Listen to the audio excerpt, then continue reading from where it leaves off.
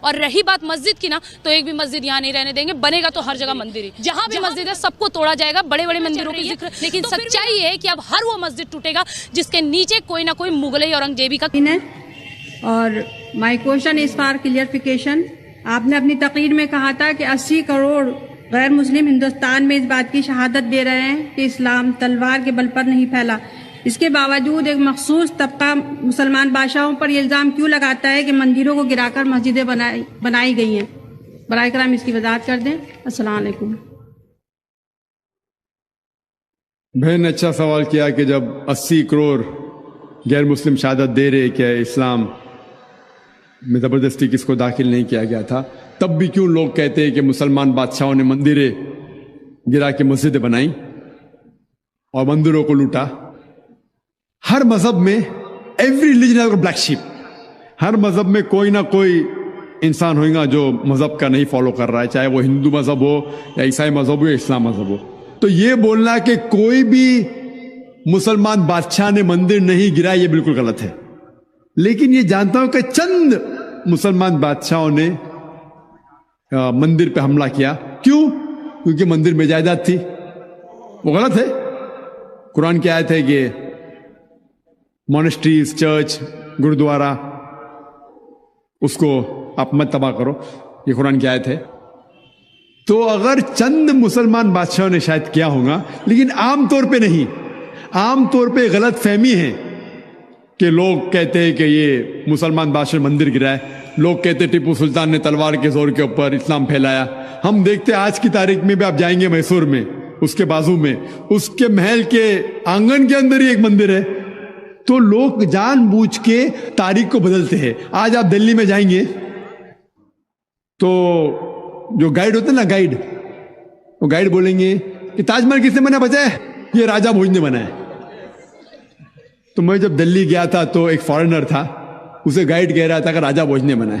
तो कहता बेवकूफ, मैं हजारों मील दूर से आ रहा हूं, पूरी तहकीक के साथ किसने ताजमहल बनाया, अभी आप मुझे कह रहे हैं कि राजा भोज ने बनाया। तो इस तरीके से तारीख को बदल रहे। कुतुब मीनार किसने बनाया? एक नया नाम लेते हिंदू।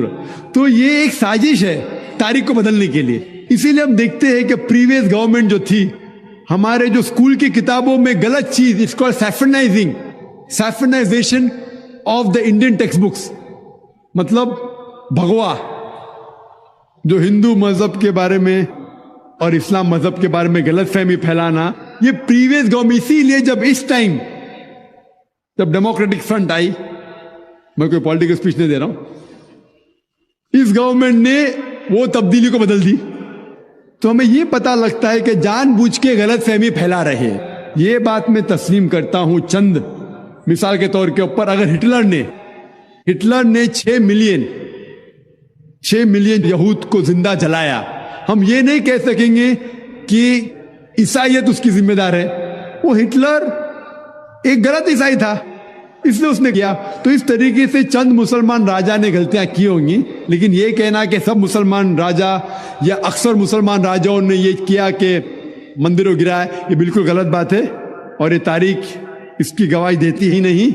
और जानबूझ के कुछ लोग पॉलिटिक वोट बैंक की वजह से तारीख को बदल रहे, जो अल्हम्दुलिल्लाह सुम्मा अल्हम्दुलिल्लाह अभी फिर से उसे सही किया जा रहा है। Hope that answers the question. आज जो मुल्क है जिसमें सबसे ज्यादा मुसलमान है वो है इंडोनेशिया। कौन सी मुस्लिम फौज इंडोनेशिया गई थी? कौन सी मुस्लिम फौज मलेशिया गई थी जहां 50% से ज्यादा मुस्लिम हैं? कौन सी फौज ईस्ट कोस्ट ऑफ अफ्रीका गई थी जहां इतने मुसलमान हैं? कौन सी तलवार? अल्लाह ताला फरमाते सूरह नहल में, सूरह नंबर 16 आयत नंबर 125, उदु इला सबीली रब्बिका बिल हिकमा वल मौइज़तिल हसना वजादिल बिल्लती अहसन। सारे लोगों को बुलाओ अल्लाह ताला की तरफ हिकमत के साथ और हुस्न के साथ, और उनसे बहस करो अच्छे तरीके के साथ। ये तलवार जो लोगों के दिल को चीर रही है वो हिकमत की तलवार है, अच्छे अमाल की तलवार है। एक रिपोर्ट पेश की गई थी रीडर डाइजेस्ट अलमाइनिक ईयर बुक में, जो फिर से छपी थी प्लेन ट्रुथ मैगजीन में। एक तहकीक की गई थी कि 50 साल के दरमियान सन 1934 टू 1984, इस 50 साल के दरमियान 1934 और 1984 के दरमियान, इस 50 साल के दरमियान कौन सा मजहब सबसे ज्यादा फैला? और ये गैर मुसलमानों ने ये तहकीक की थी। तहकीक में ये पता चला कि इन 50 सालों में सबसे ज्यादा मजहब जो फैला वो है इस्लाम, 235%। ईसाईयत सिर्फ 47%। मैं ये पूछना चाहता हूं, इन 50 सालों में 1934 और 1984 के दरमियान, इन 50 सालों में कौन सी जंग लड़ी मुसलमानों ने जो गैर मुसलमानों ने इस्लाम कबूल किया? कौन सी जंग लड़ी थी? आज की रिसर्च, आज की तहकीक ये कहती है कि सबसे ज्यादा फैलने वाला मजहब अमेरिका में है इस्लाम, सबसे ज्यादा फैलने वाला मजहब यूरोप में है इस्लाम। मैं ये पूछना चाहता हूं कि कौन सा मुसलमान अमेरिका में तलवार के बल के ऊपर अमेरिकन लोगों को इस्लाम कबूल करने पे मजबूर कर रहा है? मैं ये जानना चाहता हूं कि कौन सा मुसलमान यूरोप में है जो यूरोपियन लोगों को तलवार के बल के ऊपर इस्लाम कबूल करने पे मजबूर कर रहा है। तो मीडिया कितना भी इस्लाम के खिलाफ है। मैं उस आयत में मानता हूं, अल्लाह ताला फरमाते सूरह इमरान में, सूरह नंबर 3 आयत नंबर 54 में, आयत नंबर 54 में, वो मकरू मकरल्लाह वल्लाहु खैरुल माकिरीन। उन्होंने साजिश की, अल्लाह सुब्हानहू व तआला ने भी प्लानिंग की। अल्लाह सुब्हानहू व तआला सबसे बेहतर